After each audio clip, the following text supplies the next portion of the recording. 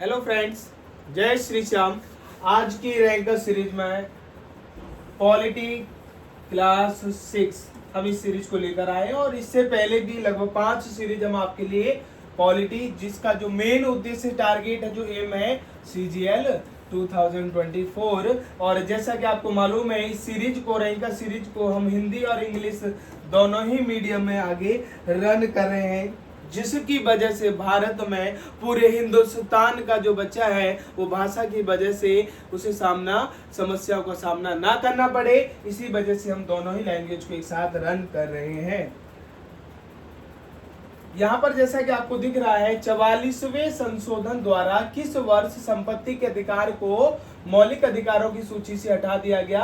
आप कहोगे 1978।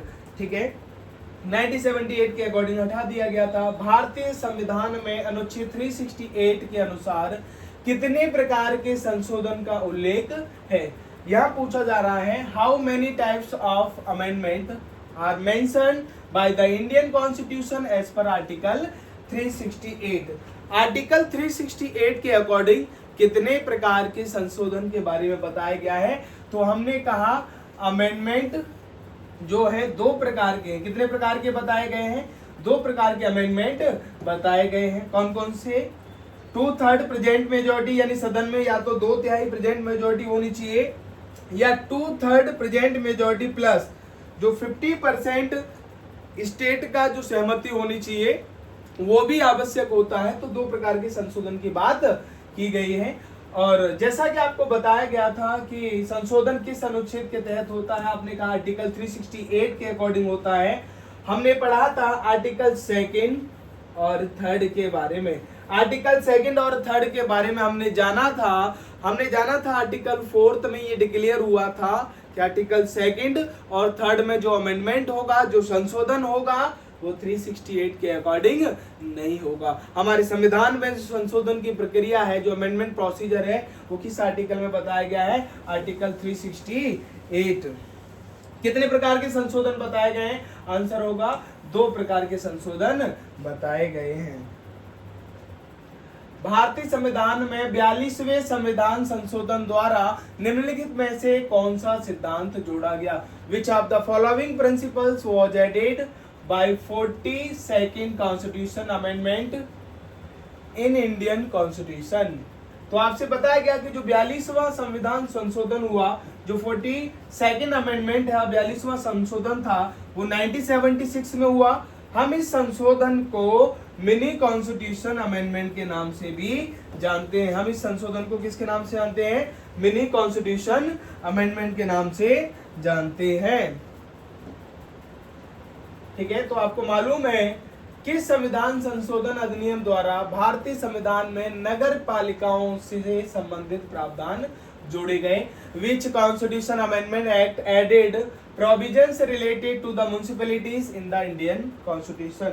तो जब हम म्युनिसिपैलिटीज की बात करें या पंचायती राज सिस्टम की बात करें, तो आपको पता है लोकल गवर्नमेंट से रिलेटेड, स्थानीय सरकार से संबंधित जो एक कमेटी थी, पीके थुंगन कमेटी ने ये रिकमेंडेशन दिया था कि लोकल गवर्नमेंट को कॉन्स्टिट्यूशनल प्रोविजन देना चाहिए, जिससे वो आगे अपने आप को रन कर सके स्थानीय सरकार। किसने रिकमेंड किया था? पीके थुंगन कमेटी। यहाँ लोकल गवर्नमेंट की बात की गई है। तो जब हम लोकल गवर्नमेंट की बात करते हैं, स्थानीय सरकार की बात करते हैं, इसमें 2 प्रकार के अमेंडमेंट बताए गए हैं, 73rd अमेंडमेंट और 74th अमेंडमेंट। जैसा कि आपको मालूम था, 73rd अमेंडमेंट के अकॉर्डिंग पंचायती राज सिस्टम को जोड़ा गया है। किस अमेंडमेंट के अकॉर्डिंग? 73rd अमेंडमेंट के अकॉर्डिंग किसको जोड़ा गया है? पंचायती राज सिस्टम को जोड़ा गया है। ठीक है, पार्ट 9th शेड्यूल कौन सा जोड़ा गया है? 11th schedule. कितने विषय हैं? 29 विषय हैं। किस अमेंडमेंट के अकॉर्डिंग पार्ट 9th जोड़ा गया? आपने कहा 73rd अमेंडमेंट के अकॉर्डिंग। ठीक है, पार्ट 9 संविधान का भाग 9 किस सब्जेक्ट से रिलेट करता है? आपने कहा पंचायती राज। 11वीं अनुसूची किस संशोधन के साथ अमेंडमेंट के साथ जोड़ी गई? आपने कहा 73rd। 74th अमेंडमेंट की बात करते हैं, इससे ये म्युनिसिपैलिटी से रिलेट करता है, नगर पालिका से रिलेट करता है। 74वें संविधान संशोधन के तहत संविधान का भाग 9th जोड़ा गया और अनुसूची 12वीं अनुसूची जोड़ी गई जिसमें 18 विषयों का जिक्र किया गया है। ठीक है, नेक्स्ट, यानी जब हम यहाँ पर बात करते हैं तो यहाँ पर आंसर जो पूछा गया है तो आपका कौन सा होगा, 74th अमेंडमेंट के अकॉर्डिंग 74वें संशोधन अधिनियम के तहत क्या जोड़ा गया है, भारतीय संविधान में नगर पालिकाओं से संबंधित प्रावधान जोड़े गए हैं। ठीक है, नेक्स्ट, भारतीय संविधान के 89th अधिनियम 2003 ने निम्नलिखित में से किस आयोग की स्थापना की, द 89th अमेंडमेंट एक्ट 2003। तो मैंने आपको बताया था, यदि हम यहाँ पर देखें, ठीक है, किसके अकॉर्डिंग, 89th अमेंडमेंट के अकॉर्डिंग, 89th अमेंडमेंट्स 89वां जो संशोधन हुआ था 2003 में हुआ था। कब हुआ था, 2003 में हुआ था। इसमें नेशनल कमीशन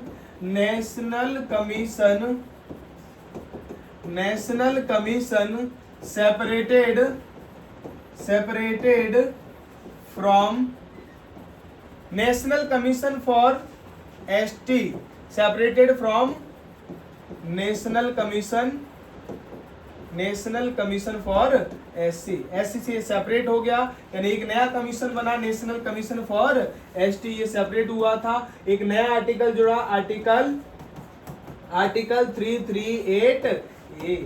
अनुच्छेद 338 किस विषय से संबंधित है, आपने कहा राष्ट्रीय जो आयोग जनजाति है उससे संबंधित है। नेशनल कमीशन जो आप फॉर एसटी के लिए जो उससे संबंधित है, किस संशोधन के तहत, 89th अमेंडमेंट के अकॉर्डिंग। ठीक है, यदि यहाँ पर ऑप्शन पूछा जाए तो यहाँ पर आंसर होगा D is the right answer, national commission for scheduled tribe. ठीक है, किस आर्टिकल से रिलेट करेगा, 338A से करेगा। नेशनल कमीशन फॉर एससी किस आर्टिकल से रिलेट करता है, 338।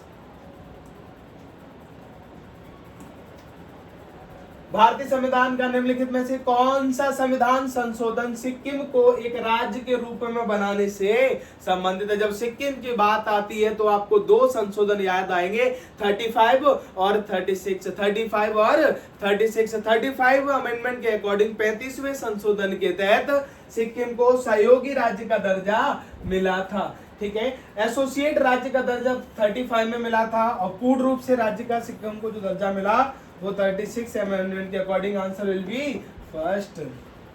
नोट करते रहेंगे साथ ही साथ और थोड़ा वीडियो को स्पीड में देख लीजिए जिससे आपका समय बचेगा, क्योंकि समय बहुत ही आपका कीमती है। भारत के संविधान संशोधन अधिनियम ने भारत में वस्तु सेवा कर यानी जीएसटी की बात करते हैं, जीडीपी नहीं होगा या जीएसटी होगा, तो आपको मालूम है अकॉर्डिंग 101st अमेंडमेंट 101 संशोधन के तहत ये 2016 में हुआ था, जीएसटी ऐड हुआ था। और कब से लागू हुआ जीएसटी, आप कहोगे 1 जुलाई 2017 से ये लागू हुआ था। 1 जुलाई 2017 से इफेक्टिव हुआ, लागू हुआ। और किस संशोधन के तहत ऐड किया, आंसर विल बी 101st। जितने भी हमारे इनडायरेक्ट टैक्सेस हैं मोस्टली हमने इसमें मर्ज कर दिए गए हैं। बिना अनुमति के कितने दिनों तक संसद से अनुपस्थिति रहने पर कोई सदस्य अयोग्य घोषित कर दिया जाएगा। After how many days of absence from parliament without permission will a member of parliament B disqualified. आपको पता है 60 डेज। यदि ये पूछा जाए सदन का कोरम कितना होता है, किसी सदन को चलाने के लिए संख्या क्या होगी, तो 110। क्लियर, कितना होगा, 110। सबसे शक्तिशाली हथियार कौन सा है जो संसद को कार्यकारी जवाबदेही सुनिश्चित करने में सक्षम बनाता है। पार्लियामेंट के पास ऐसा कौन सा वेपन्स है जो एग्जीक्यूटिव पर कमांड रखता है, सभी को मालूम है, ये है आपका नॉन कॉन्फिडेंस मोशन। अविश्वास प्रस्ताव के माध्यम से ये जो कार्यपालिका होती है, एग्जीक्यूटिव होती है, उसको अकाउंटेबिलिटी के लिए सुनिश्चित करता रहता है और उस पर प्रेशर बनाता है। नेक्स्ट, राज्य विधानमंडल के 2 सत्रों के बीच, चाहे राज्य विधानमंडल की बात करें चाहे जो है संसद के जो की सत्रों की बात करें, उनमें जो गैप होना चाहिए समय का वो 6 महीने से अधिक नहीं होना चाहिए। तो 6 महीने से अधिक इनके बीच में गैप नहीं होना चाहिए। नेक्स्ट, लोकसभा के प्रथम अध्यक्ष कौन थे? गणेश वासुदेव मावलंकर। गणेश वासुदेव मावलंकर लोकसभा के प्रथम जो है अध्यक्ष थे। नेक्स्ट, भारत में लोकसभा के लिए पहला आम चुनाव कब हुआ था? सभी को मालूम है 1951 से लेकर यहाँ पर 1951 से लेकर 1952 में फर्स्ट जनरल इलेक्शन हुए थे लोकसभा के इंडिया में। Answer will be D is the right answer.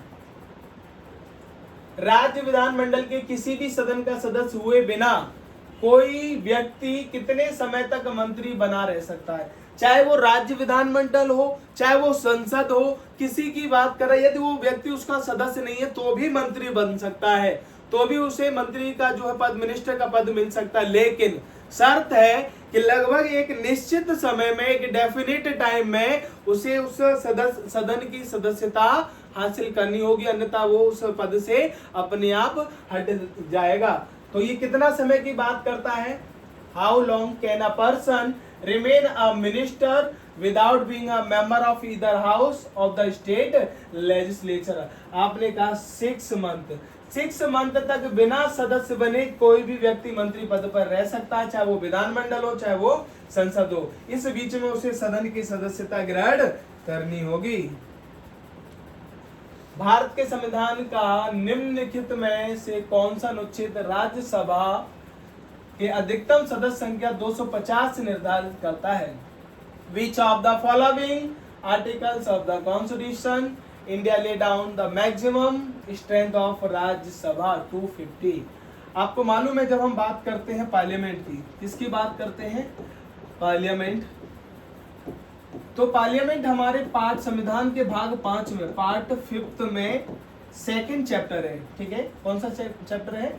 Chapter 2 में, जिसमें आर्टिकल 79 से लेकर 122 तक बताया गया है। यानी पार्लियामेंट से संबंधित जो आर्टिकल्स हैं, जो अनुच्छेद हैं, वो 79 से लेकर 122 तक बताए गए हैं यहाँ पर। लेकिन ये पूछा जा रहा है कंपोजिशन ऑफ राज्यसभा, एक तरह से अधिकतम संख्या। तो आपको राज्यसभा के बारे में यदि पता है तो वो होगा आर्टिकल 80। आर्टिकल 80 में, अनुच्छेद 80 में राज्यसभा में बताया गया कि जो अधिकतम संख्या वो कितनी होगी? 250।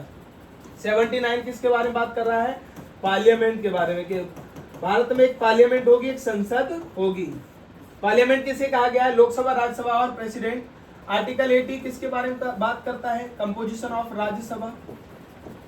Composition of Rajya Sabha, composition of Rajya Sabha, Rajya Sabha का गठन।